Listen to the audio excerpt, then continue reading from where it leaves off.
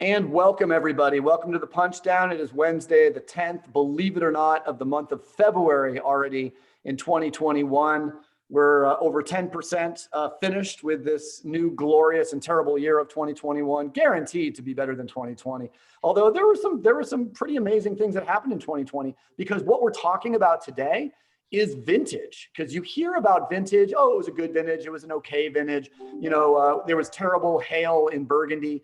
I always say, as a California winemaker, when I want to if I feel overwhelmed, I always look at the weather in places like Chablis, in places like Burgundy or Bordeaux or Alsace, any of these places. You certainly quickly realize that the Central Coast of California is an absolute dream place for growing grapes and many other things as well. So tonight, my goal is to talk to the four winemakers that basically create all the wonderful wines for the Miller Family Wine Company.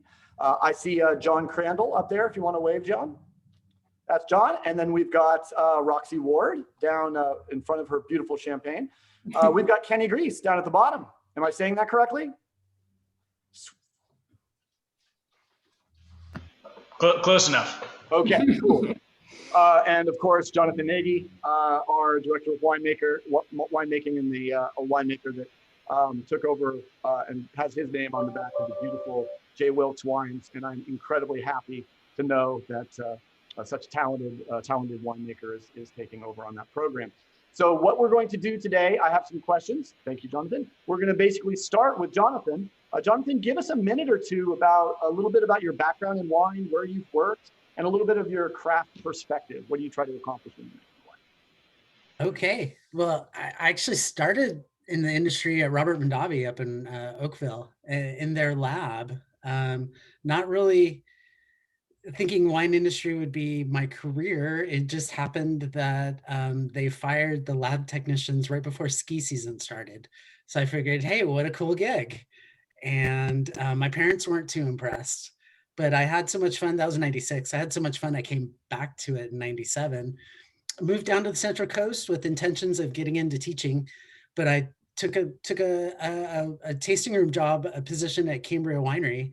And the winemaker saw that I had a chemistry degree and a couple of years experience and started working in that lab. And a good friend was like, you could always go back to school, but not everybody falls into the wine industry. And, one day when I was stirring barrels, I was like, wow, people pay me to do this? This is pretty fun. So I was at Cambria for a while, but then I started getting serious about wine and took an assistant winemaker position at Byron Winery in 2001. So I got to work with Ken Brown and just learned a ton about the vineyards and about the particulars of winemaking, and it was a great experience. Ken moved on to do his own brand in 2004, and so they made me the winemaker there. So I was really at Byron for 19 years. We went through several ownership changes, so I stayed in the same place, and the owners changed. So it was a new thing every couple of years, it felt like. Finally, it was Jackson family who purchased the property in 2006. So I was with them for the last several years, and just a great family, a great company.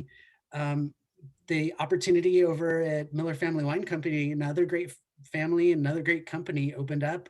And I figured, middle of a pandemic, why not make a life change? Like, take another job. And it's been a ton of fun. It's interesting because I just realized there's two very similar things about our careers. We both started in Santa Barbara Wine in the same vintage. I started in 96 at Babcock. You started there in 96 up in Santa Maria Bench. Also, we both have only worked for basically two wineries as a production winemaker, Clopepi and Miller Family for me. And it sounds like, Byron, although it looks like you did some winemaking there at Cambria too. So we're going to talk about one of my favorite wines in the world, some of the oldest Pinot Blanc vines in the world. We're talking about 48-year-old Pinot Blanc vines now. 48-year-old Pinot Blanc vines, most of them on their own roots. Could be a little Malone out there, you never know.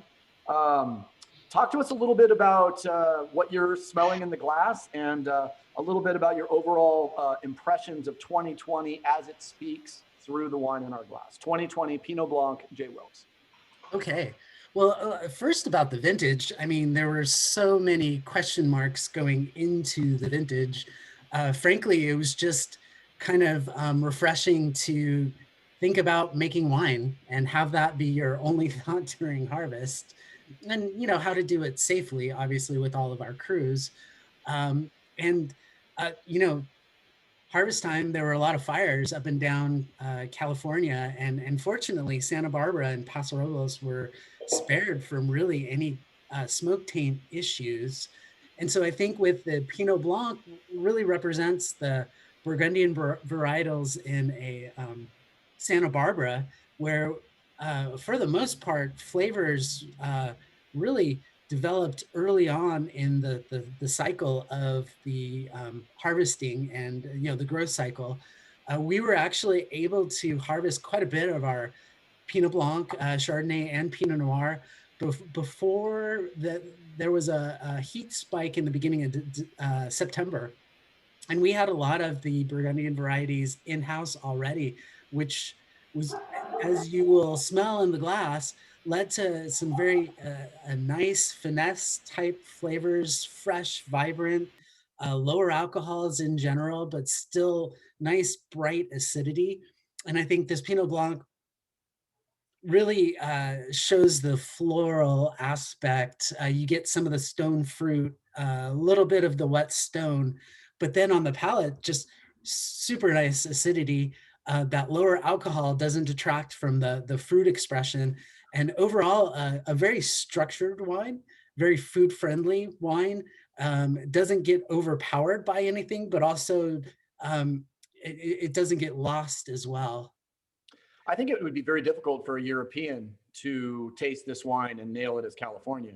First of all, it has probably lower pH and higher acid than any J. Wilkes Pinot Blanc in history, maybe since Jeff made the wines. It's a little more on the Alsatian Alto Adige style for me. A little, I know that traditionally we held back, we kept the acid a little bit lower because it tends to get that little sort of skin character that sort of approximates a little bit of structure. Tough question. Can you taste this wine as being a winemaker for moving into your third decade as a Santa Maria winemaker? Can you pick anything out in this wine as being 2020? Is there a way in your mouth, in your mind, to say, this is the vineyard, this is the human influence, this is the vintage? That's a good. Okay, so I definitely the fruit expression is definitely the vineyard. Like you, I, I've had the good fortune of making Pinot Blanc at Byron, and my wife made Pinot Blanc under the C. Nagy brand. So I've consumed quite a bit of Pinot Blanc from Bien Nacido. There's a distinct fruit characteristic that is Bien Nacido, and it's that mandarin kind of fresh, vibrant fruit that it just nails place. And in terms of vintage, I think it's the acidity and the finish, the structure is such that is unique to 2020. The alcohol, I think, was what, 12.5%. Yeah. And you know, 12.5% alcohol from California without being intentional of trying to pick on the lower alcohol.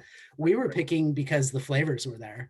Yeah. You know, you're out there and you're tasting the vibrant Pinot Blanc flavors. You go, man, it's time to pick. All right. You bring it in the winery and you're like, oh, well, it's only 22 bricks, but it's going to make a lovely wine. So it's certainly not underripe. And so I think that lower alcohol, the higher acidity is representative of the vintage.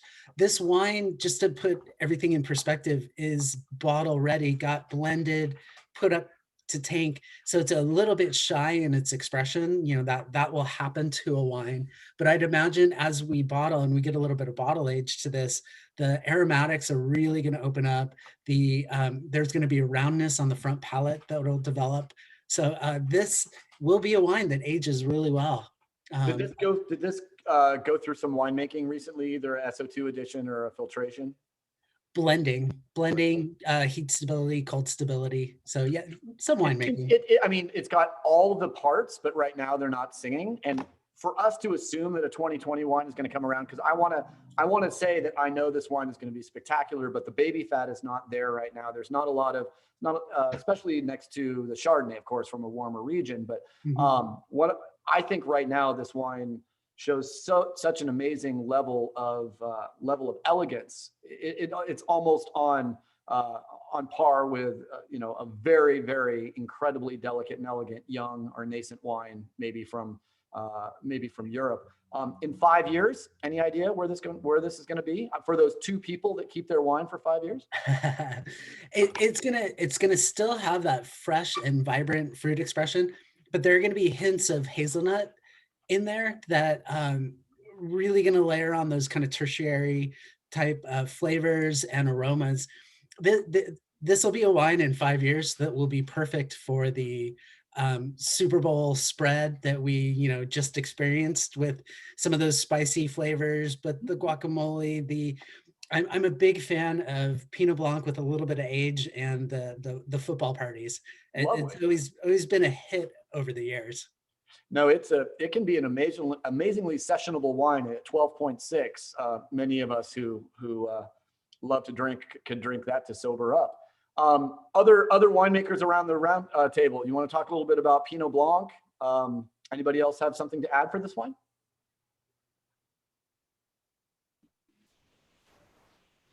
I think it's actually opening up really well. I think that there's something that we did a little different this year was a little bit of it, saw some barrels.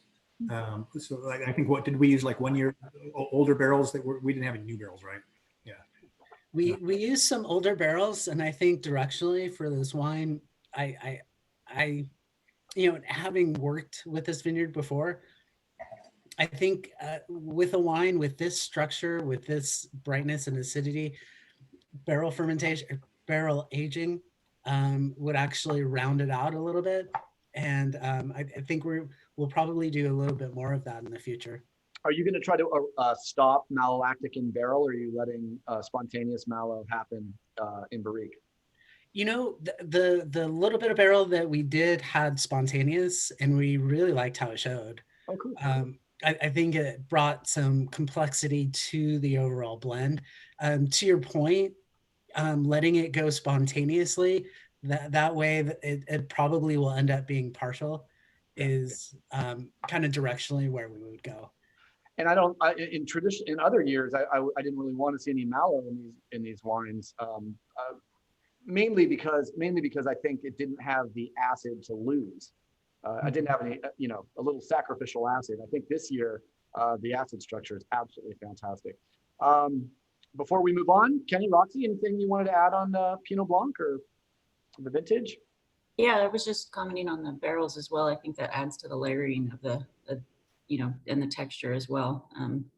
And I believe we just finished heat stabilizing, so that's what you're kind of getting, and it's going through cold stability. Okay. So it's gonna definitely, the primary fruit's gonna come back a little bit on the nose, and it's gonna have a little more. Yeah, and again, these are what happens with wines. These wines are gonna be going through massive changes. One reason why no one probably brought Pinot Noir to the tasting is Pinot Noir becomes a new wine every week. It's ephemeral. If you trust it, it's like a golf swing. You just got to trust it, and get your yips out in practice, because when Pinot Noir is ready for its close-up, you gotta accept the charges and do what you need to do. Thank you very much. That was a wonderful wine. Why don't we put a little bit of this rosé in our glass, and I will bring back. Thank you for coming back again to the show. Fortunately, I didn't offend you in any specific way, Roxy, last time we were together. So thank you again for coming back on the Punchdown. You're welcome. Talk to us a little bit about your background, a little bit about Smashberry. This is going to be the Smashberry Rosé, and maybe just a little bit about your vision for the wine and a little bit about the vintage, and I'll ask you some specific questions. All right. My background, I started back in Santa Lucia Highlands, actually, in the Salinas Valley, and I actually started out in art, and I was doing graphic design, in-house graphic design, and was another one that didn't realize I was going into this industry. They let me in the vineyard, and I never wanted to come back to the artist side. So I caught the bug and then headed up north to Sonoma County, worked over there, Napa County, and then eventually wanted to go back and get my degree. Since I just had an art degree, I figured I should get something. So I went over to Australia for a few years, and I got my degree over there, worked over there through Charles Sturt University. And then I landed over here. I've been now in the Santa Maria Valley for quite a few years, and I've come here to Miller Family. Fabulous. What do you think? Talk to us about the varietal composition of this rosé, and is this kind of the way that how do you decide what different grapes are going to go into a rosé? Yeah, so the varietal composition on the rosé we're tasting today is about 64% Grenache, 32% Syrah. This was a co-fermentation we did of Grenache and Syrah. To stay true, I think, to the Smashberry label, I think we wanted to see more of a co-fermentation, a mingling of a few grapes, and an expression of fruit. So we also have 2% of Cabernet in here and 2% Viognier, and it's 2% Cabernet made from Saunier of Cabernet, so it's made for rosé. The expression of fruit is to be bright, yummy, is what I want to always say with Smashberry. It's to be yummy. It's to make you have a sip and want to sip again. Linger in your mouth, full expression, but having nice acidity and overall balance as well. If we're asking that difficult question, especially in a co-fermented rosé, where the different grapes are giving us different things, and we don't have a single lens of a varietal and a vineyard, although I think most of this is all Paso Robles Highlands District and French Camp. Yes. Can you make any comment about the difference between what's in this wine by virtue of what you did to it, what nature did to it, and what the vintage did to it? That's a big stuff, right? So, I mean, one thing with nature, what we were seeing out there was a hot heat spike for a minute, and we thought, okay, everything's going to ripen here. But then all of a sudden it kind of cooled off, and we were able to get our expression back from our fruit, to hold on to our expression of fruit, more like it. And then we brought them in together, the Grenache and the Syrah. So with Syrah, you're really going to have really deep red fruits. Grenache, you're going to have more of the spice characters and softer tones of red fruits, but in a layered form. So with the co-fermentation of these two together, we pressed them clean, a clean fermentation, a nice slow fermentation, a yeast that would express the fruit and enhance all that great berry characters, and then intercrying the Grenache spices as well. Cool. And then the vintage. So you think that the heat spike kind of caused maybe a little bit more irrigation, just to make sure that the grapes had some liveliness to them. Right, we weren't quite ready for them. The sugars weren't there. We do, obviously, this wine again has a 12.5% alcohol on it. So we did bring it in around 23 bricks. Right. The fruit character was there. It was perfect to have that still California rosé, but kind of a bow to the Vin Gris style as well. A mixture of the two. In the past, the rosé for Smashberry has been a little bit more on the Vin Gris side, so we're heading more now in a California fun, bright and vibrant style. But I want to see the integration of the two. And if tell me what opening a bottle of rosé means to you. Like, why are you opening a bottle of rosé, and how does that influence how you make this wine? There's not a reason not to open rosé. You're saying this could be rosé all day at 12.6%. Yeah, you can have this rosé all day, and it's kind of like if you get 12 and you buy yourself 12 roses, and it's the perfect rosé to just enjoy with anything. I mean, it could go on with a Super Bowl food, with spicy food, but it can go, stand up to, a more serious, some like bouillabaisse. Yeah, an Italian thick, heavy spiced and heavy sauce. So absolutely, go both sides. I would also say, has this wine been worked recently as well? It has, and it's getting ready for a bottle as well. For the samples you guys gave me, the clarity is brilliant. I was expecting the normal wines we taste in our kind of the yearly tastings we used to do before COVID, and the wines were always really rough.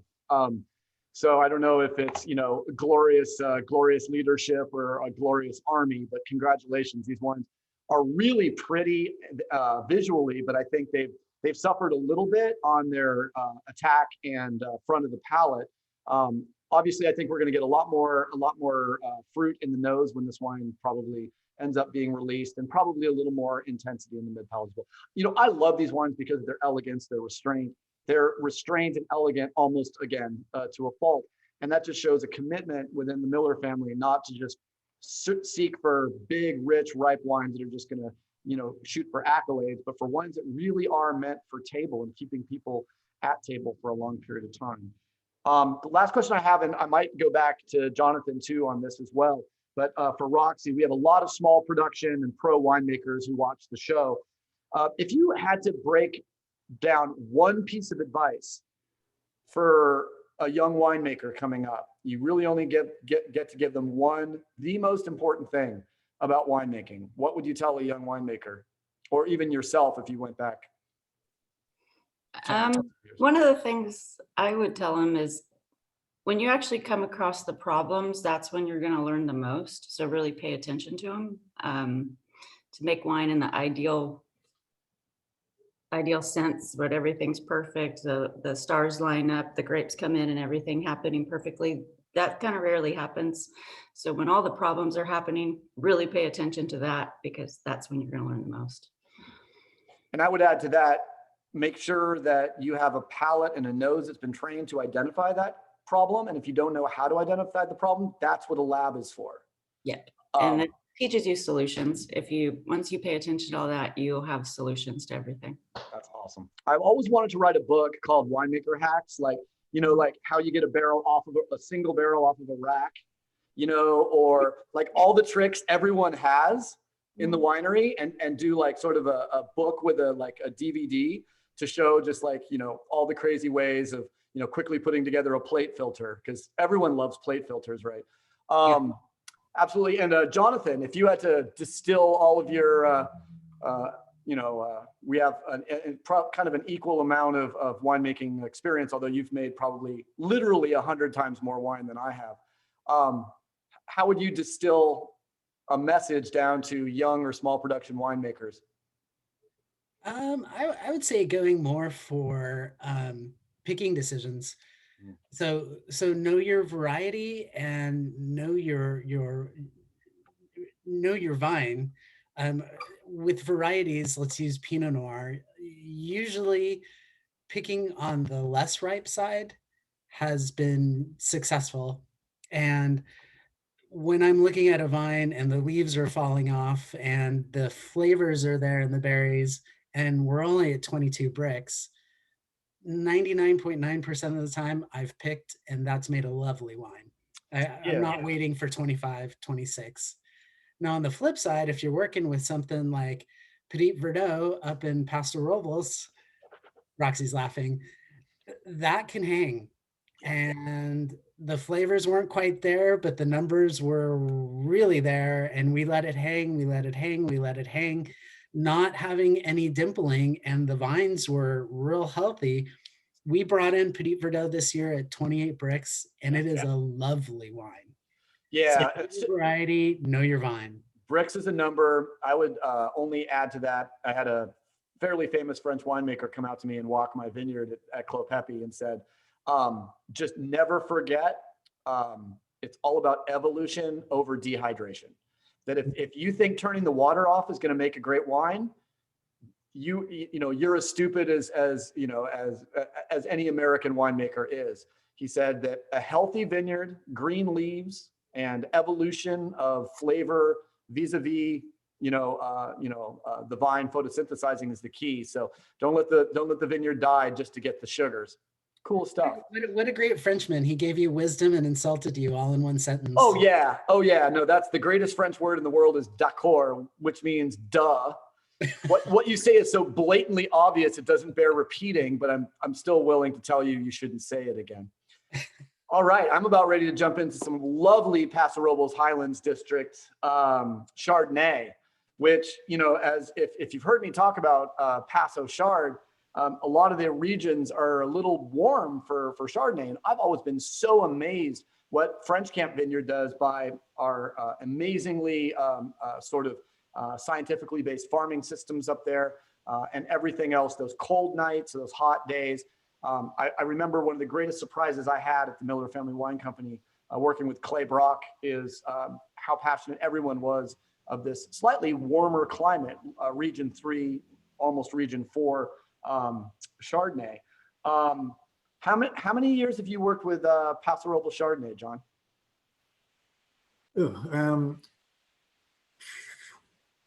18, 20 years, but not as a primary focus. When I was with Meridian in that group, most of the Chardonnay I made was actually Santa Barbara County, but there was always some Paso Chardonnay that came in too. So I've had some hands in it. And I wouldn't rob you of a little background, just to remind all these folks that might not have seen our one-on-one a couple months ago. Yeah, I've been on the Central Coast almost all my career, since '87. I worked at Babcock, just as you did, for a short time, and then I was a winemaker at Ballard Canyon Winery, not to be confused with Ballard Lane, but and then I was at Cambria Winery in Santa Maria Valley. So it was with Cambria for 8 years, I think, and then went to Meridian. And so at Meridian, I did most of, I'm familiar with the Paso Robles area quite a bit, East Paso, making a lot of Cab and Merlot, focusing a lot on the red wines there more than the Chardonnays. So I was there for 16 years. Now, do you think Chardonnay gets a fair reputation out of Paso, or do you think more people should be recognizing that Chardonnay out of Paso is a pretty special wine? Paso Chardonnay, I mean, Paso Chardonnay can be really good if you treat it right and you grow it right. I think you might have a reputation. A lot of people, if you're growing Chardonnay in a hotter area, you're looking for a crop and cash flow or something. And so if you're treating it the way it should be, you can get some pretty good stuff on it. Chardonnay is really flexible. It actually seems to be able to handle a wider range of climates, I think, than some varieties can. So it has the ability. I always like to say that Chardonnay is a winemaker's grape in the sense that it's kind of wide open on what kind of clothes you want to hang on it. What kind of clothes do you like to hang on your Chardonnay? It does depend. I mean, if I'm making a Santa Maria Valley Chardonnay, I'm going to do something different than if I'm doing a Paso Robles one.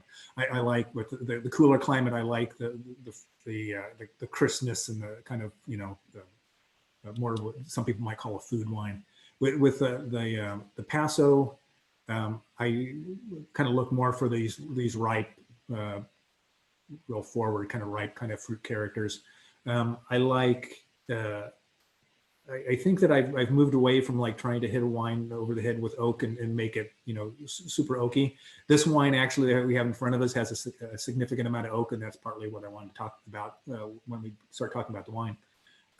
Please do. I think the wine has a sense in my mid palate that reminds me of ice cream. And as someone without a functioning pancreas, how lovely it is to have an ice cream flavor. It's creamy. I mean, how in the world is a 2020? Talk to us about how you made this wine, because it seems to be hella integrated for being this young. Yeah, creaminess is actually a really good description on this. One of the things we fermented real cool stainless steel fermentation to kind of maintain as much of the floral fruity characters as we could. Not an unusual practice. This one was fermented on oak. So, at this price range, we're not using a lot of new French oak barrels or something. We're using staves inside the tank. So you're still getting some of the same oak extraction. And when you're creating a stave that you're not trying to make a barrel with, you don't have to worry about making a barrel that holds liquid. You can toast it in different ways that you wouldn't be able to do it necessarily with a barrel. And there's products out there now that kind of give you this really high vanilla, creamy kind of characters from it. So when you said the ice cream, it's like, yeah, it's like a vanilla ice cream. And some of that is coming from the oak character. And the Ballard Lane that this is going to be one of the main components for the Ballard Lane. There'll probably be a little bit more fruit, I think, in the final blend, and a little bit less of this oak character. And what do you think about how did 2020 affect Chardonnay in Paso Robles? And if you have any overall commentary on 2020 as a vintage, either in Santa Barbara or Paso. I guess the wine is from Paso, so we can focus a little bit on that. But what did you think of the vintage? I mean, it was a good solid vintage. The Paso, one of the advantages I think in Paso is that it's always sunny, pretty much sunny and warm. And unless there's something catastrophic, like you have a fire, that's going to cause a problem, and you do have this possibility of having like heat waves. And this came in before as Jonathan mentioned, this came in before the heat wave, so that kind of kept it in balance, pretty good. But it's a pretty consistent. It's a real consistent vineyard. So I mean, I'm almost kind of saying that I don't want to say vintage has no importance, but it's one of the things that helps with the Ballard Lane. As Ballard Lane, kind of the philosophy of Ballard Lane, I think, is to try to make a real consistent product year in, year out. Whereas you start looking at something like the J. Wilkes, you start looking at the vintage variations, and you want to. That's kind of the appeal of it. But I think the Ballard Lane consistency is more. I think. If you would say, how important is vintage to California wine from your perspective in Santa Barbara and Paso on a level 1 to 10? Like, I would say Burgundy is an 8. It was a 9 before global warming, probably. On a scale of 1 to 10, how important do you think vintage is? Is it even a consideration when the fruit comes in? Are you thinking, well, this year I'm going to be? Do you front load your brain by thinking, because I'm thinking the vintage is like this, that I'm going to make wine in a different way? Or do you set yourself up to make wine the same way every year to let the vintage sort of just sparkle through your winemaking? I think that I'm more like, I have a set protocol that I want to follow. As the grapes come in and you start looking at their chemistry, or you start tasting, I should say that you're going out in the vineyard and you're tasting the grapes. You kind of determine when they come in. So you're not picking at a specific bricks.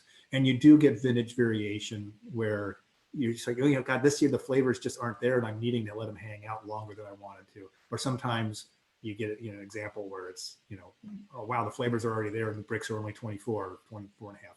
With Paso, it's not a high brick in Paso.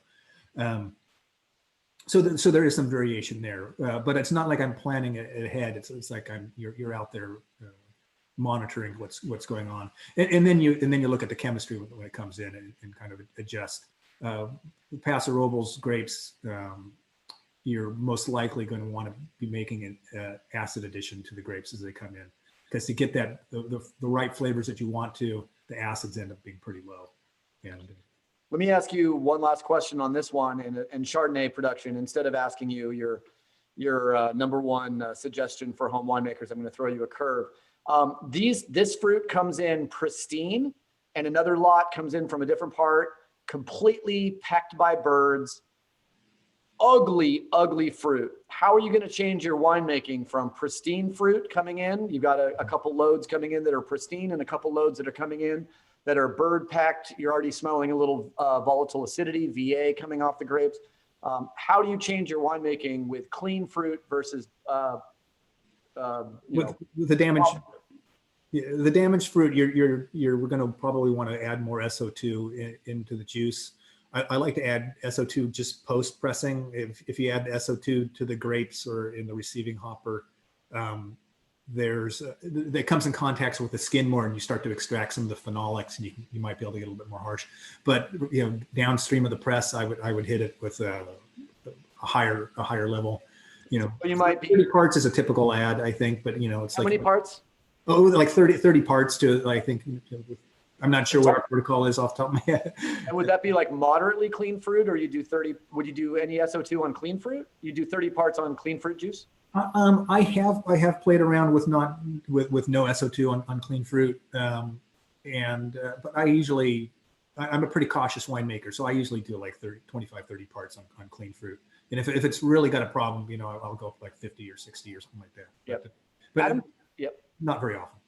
Adam Tolmack actually and I decided that the Chardonnay coming out of Clos Pepe had a massive potential for reduction, probably because of extremely low assimilable nitrogen. The Yan was in the 30s or 40s, really poor soil.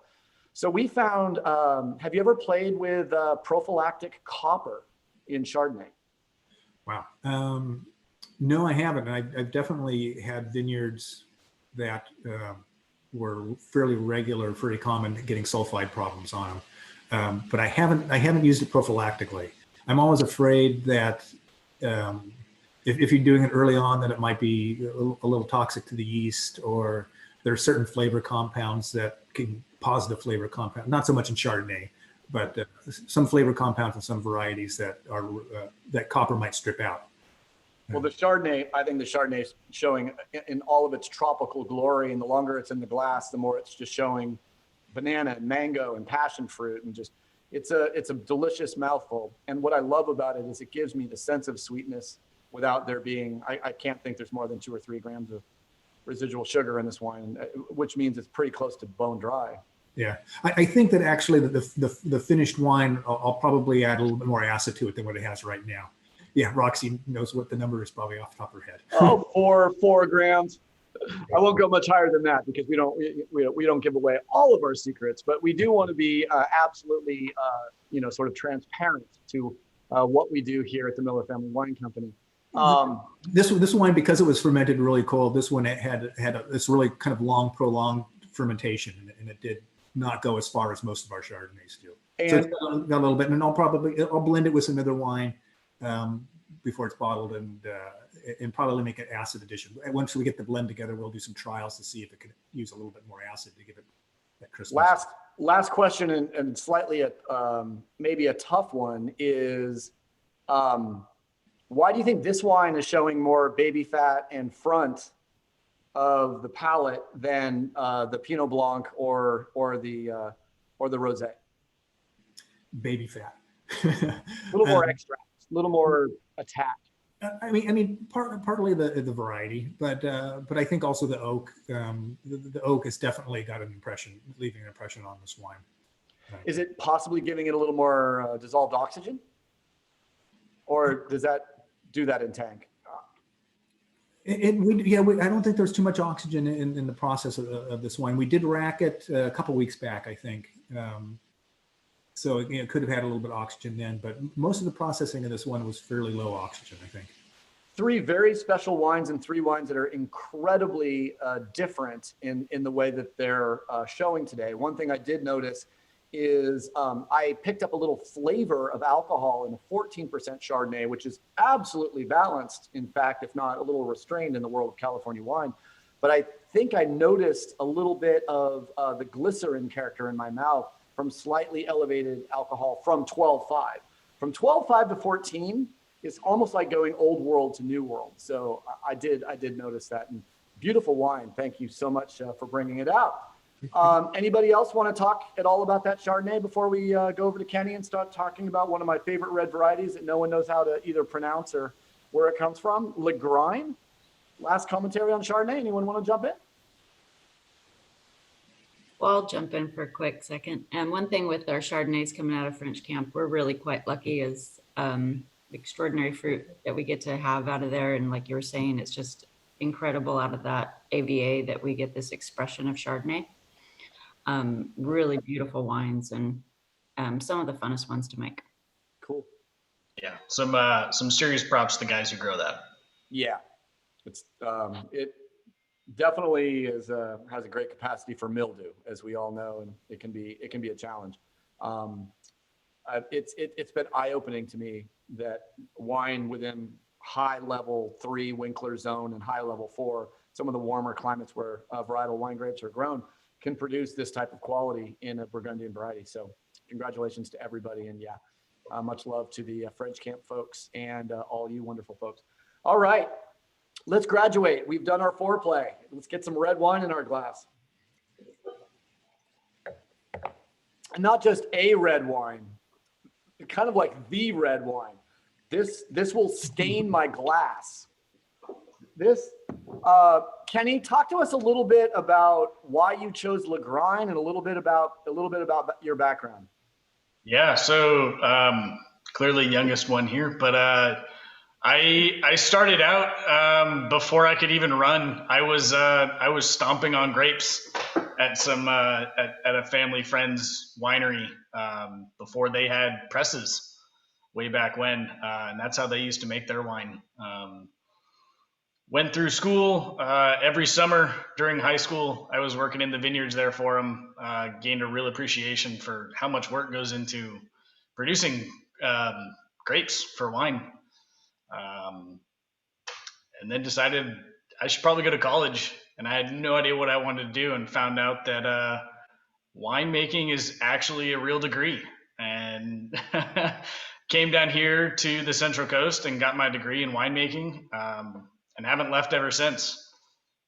Done a few harvests in the area. Did one in Edna, did one up in Paso, and then found the Miller family, and I've been here for the past 3 harvests. It sounded like Cal Poly. Pretty much, yeah. Oh yeah. Fell in love with the Central Coast for sure. Go Mustangs. A lot of my family are also Mustangs, so very, very excited about that. Davis, Mustangs, Fresno, it's all good. We all learn. Why did you choose the LaGrind to represent the 2020 vintage? Yeah, I think you mentioned it beforehand. This is one that most people probably don't even know how to pronounce, let alone have ever even heard of. I myself had never heard of it until I got to Miller family. This is, since learning about it, has become one of my favorite varietals, especially as a red wine. It's great on its own. It's a great blending wine. And it's amazing. It holds up to everything. If you were going to describe LaGrind at French Camp and what you know about LaGrind making it from Paso Robles Highlands District, for people that might not know this wine or tasted the J. Wilkes LaGrind, and is this going to be pretty much going into the J. Wilkes program? I'll let Jonathan answer that one for sure, but I believe so. Yes, that is correct. And before being at J. Wilkes, I could honestly say I'd never heard of this. Being in the wine industry for 22 years, I was like, what are we making? I'd had 2 from Whitcraft.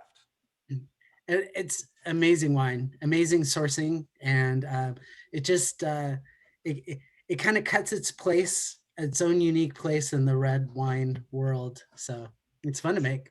I always say it reminds me a little of Petite Syrah because of its tannic structure. It's a little more earthy and a little more sanguine. It has that real Italian character for me, which means it tastes like sucking on a wound. It has some iron character to it. It's got some minerality to it. It's got denseness. What does LaGrind mean to you, Kenny? You said it. This is Italian wine, and I think that's probably one of my favorite regions. The color for LaGrind is outstanding. I don't know if anybody saw Wes holding it up there for a minute, but I mean, this thing is dark. It absolutely stains the glass, probably stains your mouth a little bit too, but great tannin structure, great acidity to it, can hold up to some pretty heavy oak, and blending into cab is amazing. It's beautiful. Kenny, something just popped up in my head. Brian Babcock once told me you can't over oak a wine, but you can underwine the oak. Agree or disagree, and why? I'll disagree. I love the expression of fruit in wine. Oak being supplementary to the grape. So over oaking a wine in my mind is possible. Although is over hopping a beer possible the same way? Ooh. See, I love hops and beer, though. I don't know about that one. Yes. One of your bonus beers may be the Happy Hops from Russian River, but we'll see how you do on the speed round. Is there a way that you can? West, one fun thing is Kenny and I were actually tasting barrels to come up with the J. Wilkes LaGrind. I think it was at the 18, Kenny, when I first 18. And so we were tasting the barrels, and we kept on tasting the new barrels. And me, having my background in Syrah and Burgundy, I was like, well, at like 50, we need to start tasting the old barrels to come up with the blend. And Kenny's like, no, I kind of really like the new barrels. And so we kept on tasting, and we ended up with 100% new French oak on the Lagrein, and the Lagrein can handle it. And it actually made for a better wine. So I was glad that I had my partner in crime, Kenny, to convince us to just do it, do 100. Lagrein can have beautiful fruit expression, but to me, it's a little bit more about tannins and savoriness. Although the wine has explosive sort of blueberry and sort of brambleberry character when it's released. I'm hoping that I save a few bottles, because I think this wine, with its tannic structure, and also I think it has pretty good acidity, will age incredibly well too. Let me make sure. Do you think there's anything about this wine that's different? I know 18 and 19. 18, I think, was our first Lagrein, or 17 was maybe our first Lagrein. Then 18 was pretty balanced. 19, I think, had probably lower alcohol, if I remember. It's a little. One of the vintages, either 18 or 19, was down like 12.8 or something crazy. And it tastes. I can't remember which. And tasting this wine, it seems like this wine is probably up around what, low 14s. I believe it's like 13.6. Yeah, no, it's in perfect balance.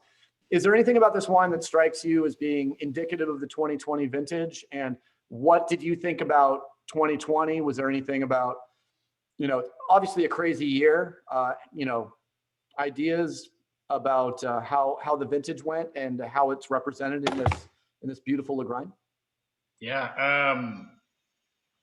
Man, it's a good one. As far as 2020 goes, yeah, difficult year. Stating the obvious, we had COVID, and we still do. There's been a lot of changes around the winery, having to deal with that. We had some really big fires in California, and that was a big fear for us. We were one of the few fortunate people, I guess, that we're, as far as we can tell, as far as we've tested for, we're all good. So very fortunate for that. Lagrein is just, I smile just even talking about it. It's something that I really do end up liking.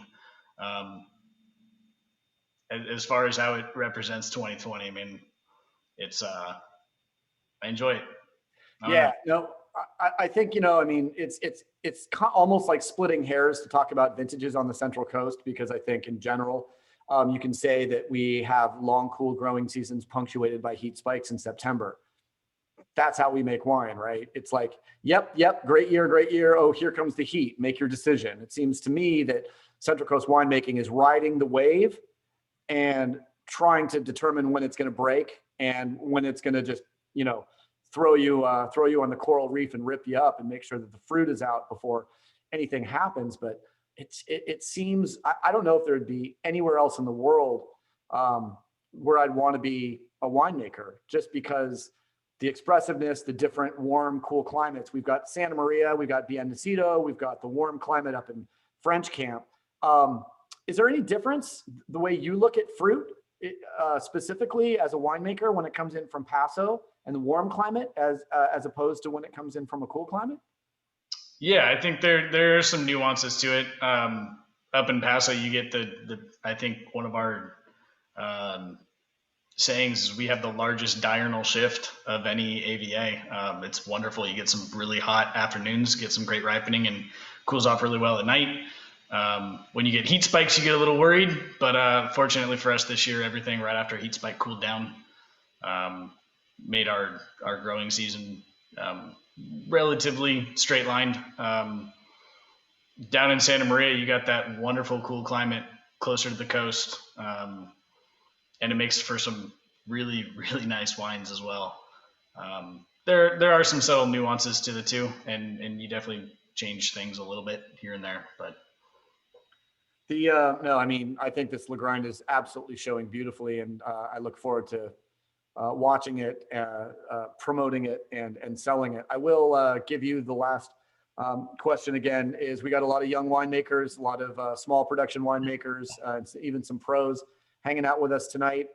Any advice that you would give a young winemaker coming up to benefit from your experience, young man? ask questions. First and foremost. There's no other way you're going to learn if you don't ask. Ladies and gentlemen, Kenny G just went Confucius, which is to admit ignorance is wise, and he who says he was wise shows his own ignorance. Yeah. That's awesome. All right. Anybody else want to jump in on Lagrind before you guys all jump into the speed round, which of course we've all been waiting for? I love Lagrind. I'm just going to say that. I love Lagrind. I think one of the things you mentioned that was one of our vintages that was either the 17 or 18, I think, that was the low alcohol. It even though it's growing in a real warm spot, it doesn't sugar up real fast, and I think it has a hard time. And I think that's part of where the character comes from. I really like the tannins, and partly because I think you're letting the grapes hang out there, and the tannins I think are developing in the grape before you harvest them. So it's, even though it's big tannins, they're not hard drying tannins. They're big mouth filling tannins. Extra point for anyone who can give me, this is a pre-speed round question, but I want to see a hand. Does anyone know the closest varietal relative to Lagrind? Syrah, no. It is related, but there's one. Pillarusin. Orvat. Nope. It's related to that Petite Syrah, Pillarusin. It's tough one. It's Teraldigo. Oh, we didn't know that. Yeah, Teraldigo. No. The answer is Teraldigo. No. All right. So, okay. So speed round time. About 10 questions. I've got a little bit. We're on pretty perfect timing, by the way. Questions 1 to 3 will be about beer. Okay. The largest fully U.S. owned brewery is Sam Adams, but number 2 and number 3 largest fully U.S. owned breweries are both in California. What are the second and third largest fully U.S. owned breweries? I have to call on you. It couldn't be Anheuser-Busch because that's bigger. We'll just pretend we didn't hear that. So yes, Anheuser-Busch has a lot of InBev. Kenny, what do you think? What are the second? So Sierra Nevada and Ballast Point. Oh, so close. So close. I'm giving you a half point on that. Sierra Nevada and Anchor Steam. No, Anchor Steam is now owned by Suntory. Sierra No, I'm sorry, not Suntory. Firestone? No. But you got, actually within there, you answered it. No one's getting it. It's Stone Brewery. So Stone and Sierra Nevada are the second and third. Sierra Nevada number 2, Stone number 3, largest fully U.S. owned breweries in the United States. All right, Kenny got a half point. Give an example of 2 beer styles that would fall under the brewer category known as Crispy Boys. We're getting geeky. This is 2 points. Not related to donuts, huh? Nope. Give an example of 2 beer styles, for example, porter and stout, that would fall under the brewer category known as Crispy Boys. It's a pretty geeky beer question. I apologize. Kenny's our beer expert.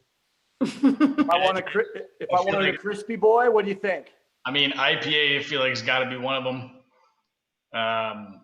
American Pale Ale. I'm not sure what the other one would be. APA and IPA. Generally, IPAs are on the edge. I'm going to give you another half point. Actually, it's a 2-point question, so I'll give you 1. And Crispy Boys are usually lagers, Kolsch, and Pilsner.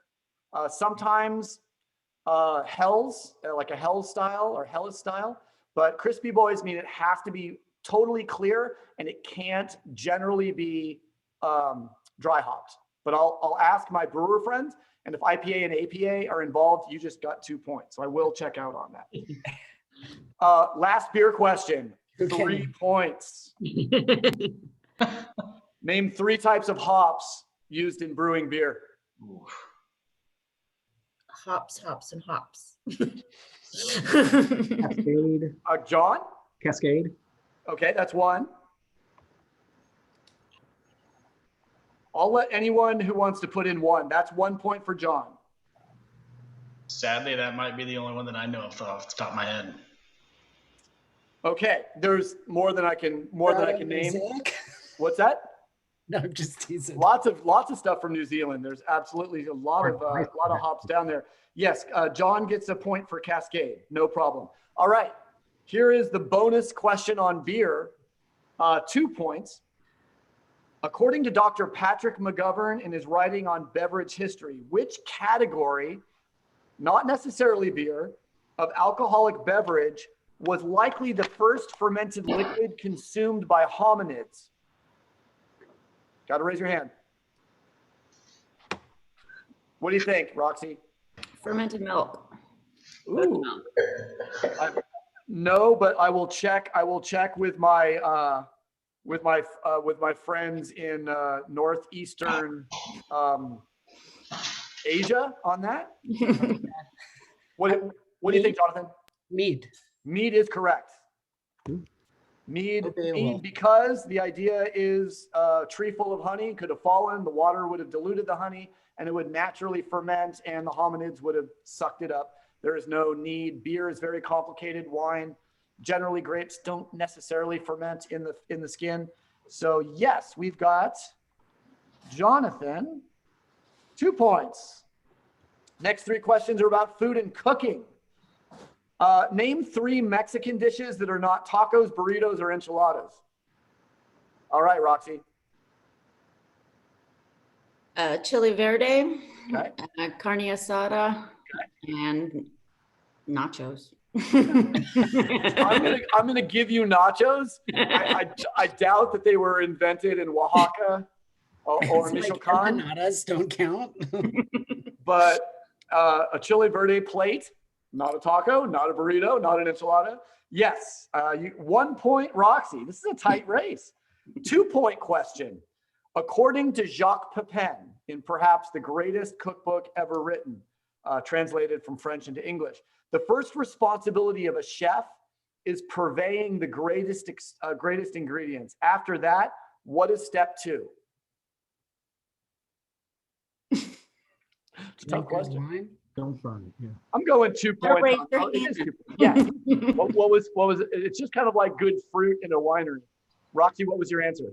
Oh, I raised my hand. Yeah. Don't burn the food. I'm giving you full 2 points. I won't say what he actually said, but he says, don't screw up the greatest ingredients in the world. That's how to get a Michelin star restaurant. And we just had a comeback by Roxy. Okay, next question. This is actually 3 points. This is one of those questions. It's a Wes question. It's sort of like 100 people interviewed, and all of them are Wes Hagen. And the leading answer will get you your 3 points. What EU country has the best overall food for the money, and which has the greatest cuisine at the highest level? What do you think, Roxy? Australia. Okay. Oh, wait. Sausage rolls do not count. Thank I had you. to say it for my friends. Of course, that's fine. We'll put a prawn on the barbecue for you. What do you think, John? I'm going to go with Italy and then France. That is correct. 3 points.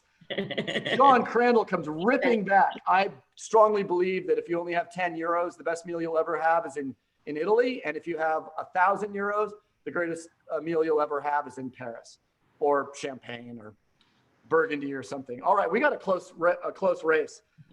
Okay, we got a couple wine questions here. You guys ready? 2 point wine question.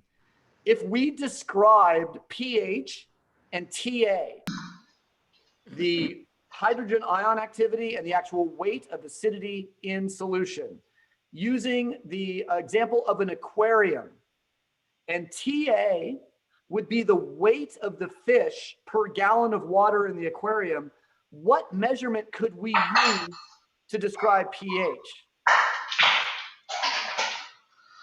What would we measure in an aquarium to approximate pH if TA was the weight of the fish in solution? What do you think, Jonathan? The acidity of the water.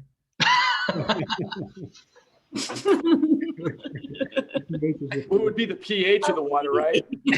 I'm going to go on that one because I've never been able to say anything Jonathan Nagy's ever said. Anyone else want to guess? This is actually a Bruno D'Alfonso thing. the way he describes pH and TA. Yes, what do you think? Let's just go volume of water. Okay, so you got the volume of water, and what is the measurement going to be? Just how much water is in there? Compared to weight of fish? Sure.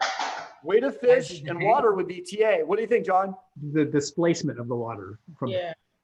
Oh, that's really, really, really close. I'm giving John 1 point on that. Or maybe it has to do with the rocks at the bottom and those things. So you measured those. We're playing around with an analogy that I thought was going to be a little more self-evident, because I know all of you guys know a lot about wine chemistry. Bruno always said it's the measurement of how fast the fish are swimming, because if you give them more volume, the pH doesn't matter. You know, you take this much wine, I fill it to here with water. What does the pH do? It doesn't budge. How is that possible? It's just that the pH or the hydrogen ions just can spin faster. So it's the speed of the fish in solution. That was a horrible question. I apologize. Well, it came from Bruno. 3 points. 3 points on the next one. I'm going to be generous. All right. We're talking about Zinfandel, and you probably know where this one's going. Zinfandel, when discussed at UC Davis, can be interchangeably described as Zin, and for 2 points each for the other names of Zinfandel, what are the other two varietal names appropriate according to UC Davis for describing Zinfandel? Can't pronounce them. Well, I'm going to say Primitivo. Yes, that's 2 points for John. And then, you know, your Croatian does not have to be perfect. Kršnik. One more time. Kršnik. I don't know how to say it. Come on, John. Pictures of it. I gave you 2 on Primitivo. That's going to be Okay, tough. we'll leave it at that. Anyone else happen to know how to pronounce Kurjenik Kasteleński? There you go. Okay, that's the toughest. I had to actually sit in front of a mirror and say that about 100 times before I could say it. Kurjenik Kasteleński, yes. 2 points for John on Primitivo. Another point if you can tell me what Primitivo basically means in Italian. Primo. Primitive. First. First what? First grape. First cousin. I gave you 2 points, but you're absolutely right. If it's a tie, you win, because I'll give you the tiebreaker. It just means usually the first grape that comes in. First in. Cool. And then this is the last question. It is 4 points. And this goes deep into chemistry and science. So I saw Jonathan perk up a little bit. What decade did Louis Pasteur first define the process of glycolysis and primary fermentation, and as a side effect, invented germ theory, which is the basis for all clinical medicine today in the world? I saw John's hand go first. Oh, well, I'm just guessing though. It's like 1870. Close, but no cigar. What do you think? I saw Roxy second. Like 1890s. That is incorrect. Jonathan? 1880. Also incorrect. You've got it, Kenny. Come on, Kenny. It could be wide open, but be careful. Go down, Kenny. Let's go 1860s. Oh, so close. 1858. Oh, 1858. Oh, so close to 1860s. I'm gonna give Kenny 1 point for being the closest. So I've got Kenny's a chemist. He rounds up. So significant numbers. Yep. all right. So Got it. Decimals. remember your points here. So okay, so I will put Kenny on Finn, John, Roxy. We've got half for Kenny. We've got one for Kenny. We've got 1 for John. We've got another half for Kenny, which I'll just make that a 1. We've got 2 points for Jonathan to catch up. We've got 1 for Roxy to also catch up. We got 2 for Roxy to take the lead. We've got 1 point, another point for Crandall. This is close. And then the Zinfandel question might have put, and then 2 for John and 1 for Kenny. So everyone was within. So we had Kenny on 2.5, Jonathan on 2, Crandall for 5 points, and Roxy for 3. So you guys all win beer. And but I will say, congratulations to Crandall. You're going to get a little extra beer. So Goodness. well done. I hope we all learned something about 2020. I hope everyone had an opportunity to look at. If anyone has any final questions, I had one from Lawrence Weiss, who asked, why Lagrind versus some other obscure varietal? I enjoyed the Lagrind, and I'm curious how vineyards and winemakers go about choosing a new varietal introduced to the world. This varietal was planted in 1973 at French Camp Vineyard, so it is an old vine varietal for us out there. We kind of threw a lot of spaghetti at the proverbial refrigerator back in 1973 with probably 29, 30 varietals going in that have been slightly reduced since then. We have more than 20, less than 30. But as it turns out, I think Petit Syrah, Lagrind, Cabernet, Chardonnay, Zinfandel seem to be the grapes that do the best at French Camp. So some of the grapes that didn't produce wines that sold have been grafted over, but a grape like Lagrind that traditionally sells out and that we hold some to make our wine, I think is the reason that would be. And Loris Weiss also got Galaxy, Strata, and Mosaic on the hop, so I'll have to send him a beer as well. Feel free to reach out to me. I will actually do that. And other than that, looks like we're free on Q&A, and I'll go over to Facebook and make sure that all those questions are answered too. So thank you guys. We went over about 5 minutes, but it's the fastest hour in wine media, guys. Really enjoyed the conversation tonight. Thank you all for being here. Jonathan, as well as Kenny and Roxy and John. Thanks again, and have a great week, and keep on making great wine, guys. Great. Thank you, Wes. Thanks, guys. We'll see you next week on the Punchdown. Enjoy. Awesome. Thanks, Wes. Cheers, Bye, everybody. everybody. Take good care.